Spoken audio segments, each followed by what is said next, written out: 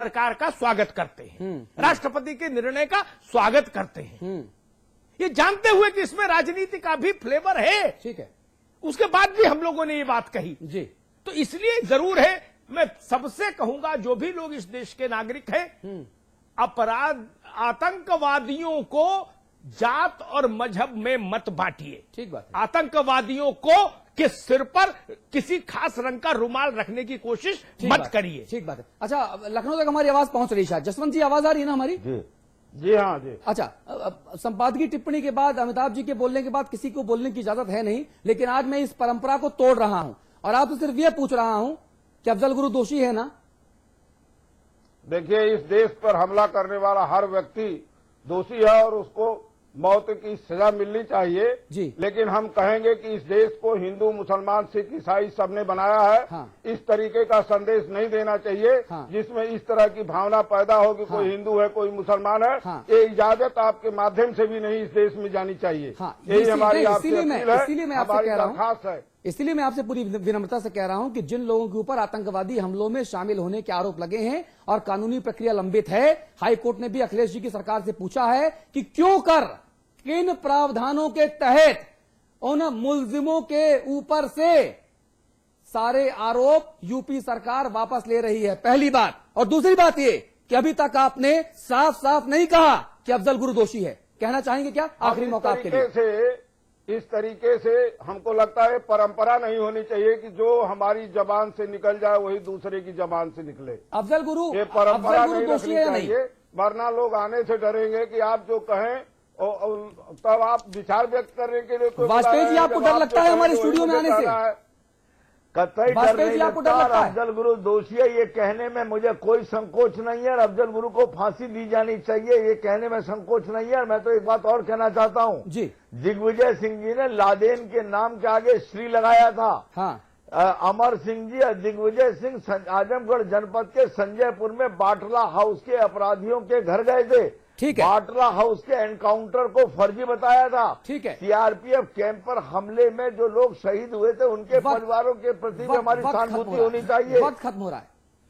तो एक छोटी सी टिप्पणी करूंगा जसवंत भाई की बात से अपने को संबद्ध करते हुए। उन्होंने कहा कि हिंदू, मुसलमान, सिख और ईसाई में नहीं बांटना चाहिए। ठीक बात है। एक सलाह जसवंत भाई को दूंगा, अपनी सरकार को बताइएगा जसवंत सिंह जी कि जब चिट्ठी लिखे कलेक्टर्स को तो ये नहीं लिखे मुस्लिम युवक, ये नहीं लिखे। हाँ। युवक लिखिए केवल। जसवंत सिंह जी, ये नहीं लिखिए कि संकट मोचन में मामले में गिरफ्तार हुए निर्दोष मुस्लिम युवक, ये नहीं लिखिए। एक चीज और, ये नहीं लिखिए। एक चीज और, हिंदू मुसलमान में मत बांटिए। ये देश सबने मिलकर बनाया है, हिंदू, मुसलमान, सिख, ईसाई सबने मिलकर बनाया है। और जसवंत सिंह जी, आपको भले ही समाचार प्लस के स्टूडियोज में आने से डर लगे तो वो आपका मामला है, लेकिन राम आश्रय कुशवाहा जी को डर नहीं लगता, राजेंद्र चौधरी जी को डर नहीं लगता, राम गोपाल यादव जी को डर नहीं लगता, रविदास मेहरोत्रा जी को डर नहीं लगता, और बाकी और नेता भी हैं जो मेरी उंगलियों में हैं, लेकिन मेरे पास वक्त नहीं है। बहुत बहुत शुक्रिया आप सभी लोगों का।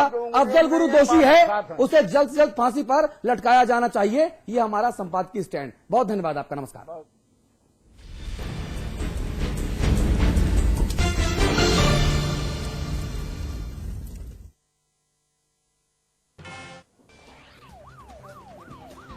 और इस वक्त की बड़ी खबर आ रही है, पाकिस्तान के कराची में बम धमाके हुए हैं। अहम खबर आ रही है इस वक्त की, बड़ी और अहम खबर हम आपको बता रहे हैं। कराची के औरंगी टाउन 5 में बम धमाके हुए हैं। 1 घंटे के अंदर 2 बम धमाके हुए हैं। धमाके में 4 लोगों की मौत हुई है, पत्रकारों समेत कई लोग घायल हुए हैं। अहम खबर इस वक्त की।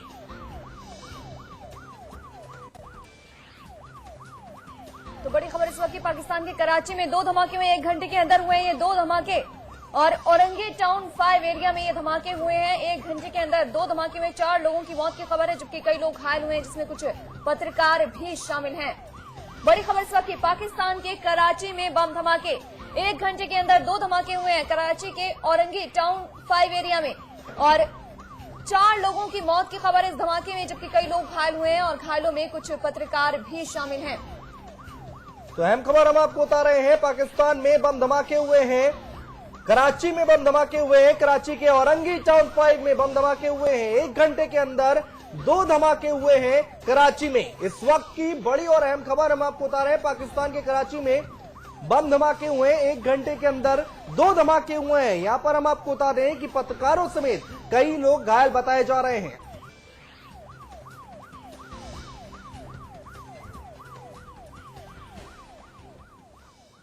और एक बड़ी खबर इस वक्त झांसी से आ रही है। बस और ट्रक की भिड़ंत हुई है। भिड़ंत के बाद बस पलट गई है। हादसे में 3 यात्रियों की मौत की खबर है। इस वक्त की बड़ी खबर, झांसी में हुआ है हादसा। बस और ट्रक की भिड़ंत हुई है। बस पलट गई है। 3 यात्रियों की मौत की खबर है। 12 से ज्यादा घायल बताए जा रहे हैं। मऊरानीपुर रोड पर भगवंतपुरा के पास यह हादसा हुआ, जहां पर बस टकराई है ट्रक से।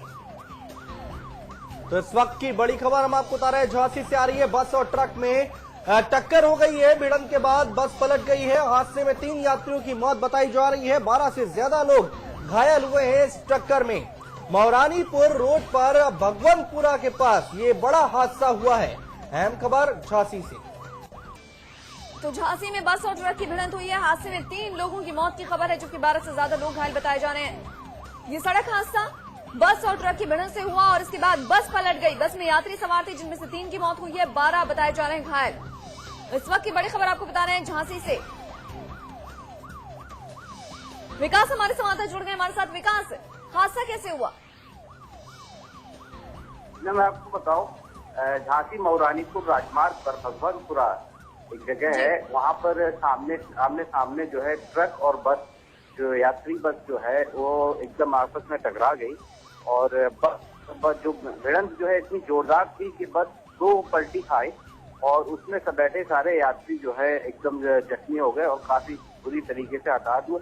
जिसमें बस के जो यात्री हैं 3 लोगों के मरने की पुष्टि हो चुकी है और लगभग 10 जन भर से ज्यादा जो यात्री हैं वो घायल हैं और झांसी मेडिकल कॉलेज में उनको रेफर कर दिया गया है।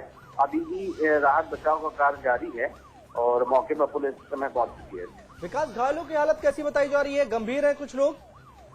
जी, घायल जो बताए जा रहे हैं, काफी जो लोग हैं, दर्जन भर जो घायल है वो काफी गंभीर बताए जा रहे हैं और अभी इनका इलाज जो है झांसी मेडिकल कॉलेज में शुरू हो चुका है। चलिए, शुक्रिया विकास इस तमाम जानकारी के लिए। और खबरों में आगे बढ़े उससे पहले आपको बता दें, इस वक्त एक अहम खबर और आ रही है उन्नाव से, जहां पर बलात्कार के बाद मासूम की हत्या की गई है। 10 साल की बच्ची के साथ दुष्कर्म किया गया है और उसके बाद उसकी हत्या कर दी गई है। फतेहपुर थाना क्षेत्र की ये वारदात है। वारदात के बाद आरोपी फरार बताए जा रहे हैं। पुलिस मामले की तफ्तीश में जुटी हुई है। इस वक्त की बड़ी खबर हम आपको बता रहे हैं, उन्नाव से आ रही है, जहां पर एक 10 साल की मासूम बच्ची के साथ दुष्कर्म किया गया है और उसके बाद उसकी हत्या कर दी गई। इस वक्त की अहम खबर हम आपको बता रहे हैं, उन्नाव से आ रही है। फतेहपुर थाना क्षेत्र की ये घटना है, जहां पर 10 साल की मासूम के साथ दुष्कर्म किया गया। तो बड़ी खबर उन्नाव के फतेहपुर से, जहां पर एक मासूम के साथ हुआ है दुष्कर्म। 10 साल उम्र बताई जा रही इस बच्ची के, जिसके साथ पहले बलात्कार किया गया और उसके बाद हत्या कर दी गई और आरोपी फरार बताया जा रहा है। पुलिस फिलहाल उसकी तलाश में जुटी है। इस वक्त की बड़ी खबर उन्नाव के फतेहपुर से, जहां पर एक 10 साल की बच्ची के साथ बलात्कार किया गया और उसके बाद उसकी हत्या कर दी गई। आरोपी फिलहाल फरार है और पुलिस इसकी तलाश में जुटी है। मामले की तफ्तीश शुरू कर दी है पुलिस ने, मामला दर्ज कर लिया है। उन्नाव से इस वक्त की बड़ी खबर। अनुराग वाजपेयी हमारे संवाददाता जुड़ गए हमारे साथ। अनुराग, क्या कहना है पुलिस का? अभी तक कोई सुराग हाथ लग पाया है? कुछ पता चल पाया इस आरोपी का? नहीं, अभी तक कोई सुराग नहीं लग पाया है। अभी महज जांच चल रही है पुलिस की, लेकिन जो पुलिस है अभी किसी के बारे में कोई ट्रेस आउट नहीं कर पाई है। पुलिस के हाथ अभी पूरी तरह खाली है। लगातार उन्नाव जनपद में घटनाएं चली जा रही है, लेकिन उसके बावजूद भी पुलिस सजग नहीं हो रही है और लगातार मासूम बच्चियों पर जो दबंगों और दुराचारियों का कहर जारी है। जी बिल्कुल, बहुत बहुत शुक्रिया अनुराग वाजपेयी तमाम जानकारी के लिए। इस वक्त की अहम खबर हम आपको बता रहे हैं, उन्नाव से आ रही।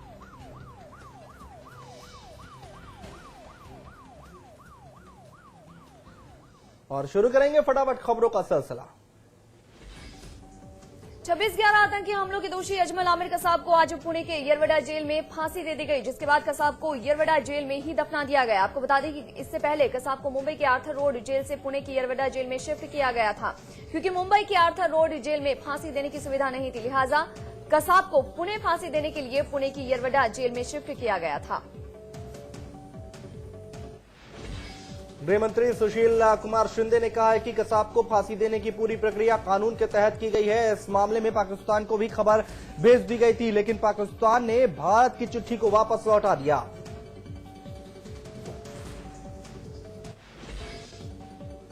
महाराष्ट्र के मुख्यमंत्री पृथ्वीराज चौहान ने कहा है कि आतंकी अजमल आमिर कसाब को कानूनी प्रक्रिया के तहत फांसी दिए जाने के बाद उसके शव को येरवडा जेल में दफना दिया गया है। मुख्यमंत्री ने कहा कि पाकिस्तान की तरफ से कसाब के शव की कोई मांग नहीं की गई है, लिहाजा कसाब के शव को येरवडा जेल में ही दफना दिया गया है। योग गुरु बाबा रामदेव ने एक बार फिर केंद्र सरकार पर निशाना साधा है। आतंकी कसाब की फांसी को लेकर बाबा रामदेव ने कहा है कि सरकार जनता का विश्वास खो चुकी है। ऐसे में कसाब को सरकार ने फांसी देकर जनता की सहानुभूति लेने की कोशिश की है।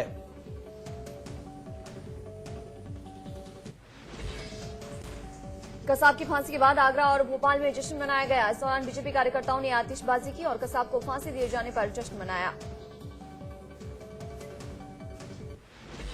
26/11 हमले में ताज होटल में शहीद हुए एनएसजी कमांडो गजेंद्र सिंह बिष्ट की मां ने भी कसाब की फांसी पर खुशी जाहिर की है। उत्तराखंड के रहने वाले गजेंद्र सिंह का परिवार देहरादून में रहता है। आज सुबह जैसे ही गजेंद्र की मां शिवी देवी कसाब को फांसी दिए जाने की उनको सूचना मिली, उन्होंने इस पर खुशी जाहिर की।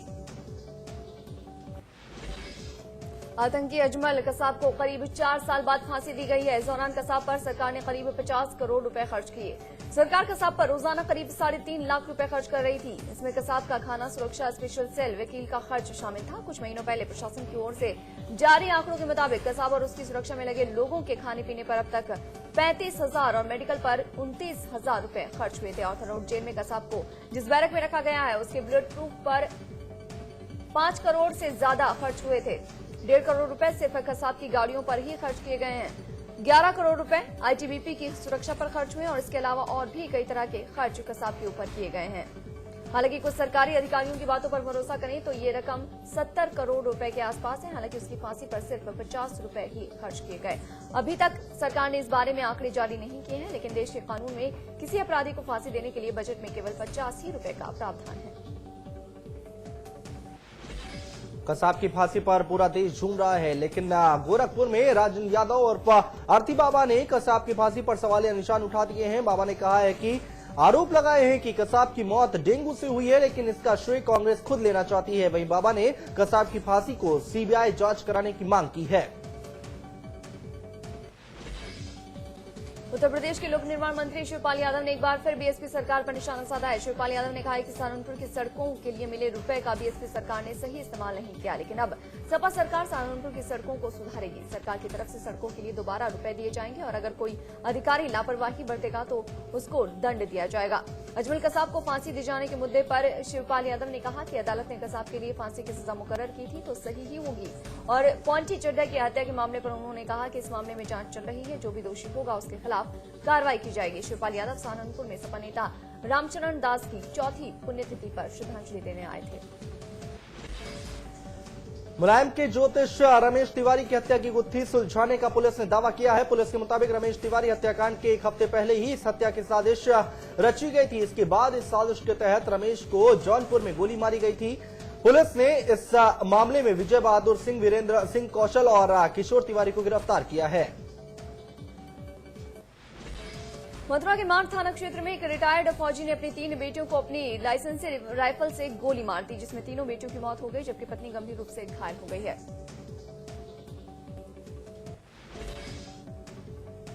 सीतापुर में जमीन विवाद को लेकर गोलियां चली हैं। इस गोलीकांड में 3 लोग घायल हो गए हैं, जिसमें एक की हालत गंभीर बताई जा रही है। इस मामले में पुलिस ने 4 आरोपियों के खिलाफ नामजद मुकदमा दर्ज किया है। हापुड़ के मेन मार्केट में अवैध अतिक्रमण के मामले में लोगों ने जमकर हंगामा किया। इस अतिक्रमण के खिलाफ प्रशासन की तरफ से चलाए जा रहे अभियान के विरोध में लोगों ने हंगामा किया। इस दौरान लोगों ने अतिक्रमण हटाने आए जेसीबी मशीनों पर पथराव किया और प्रशासन की कार्रवाई का विरोध किया। इस दौरान पुलिस ने विरोध कर रहे व्यापारियों पर लाठियां भांजी। फिरोजाबाद जीआरपी पुलिस ने एक बड़ा खुलासा किया है। पुलिस ने ट्रेन में लूटपाट करने वाले गिरोह के 2 लोगों को गिरफ्तार किया है। पुलिस को लुटेरों के पास से नशीला पाउडर बरामद हुआ है और जिसके मदद से ये लोग लूट की वारदात को अंजाम देते थे।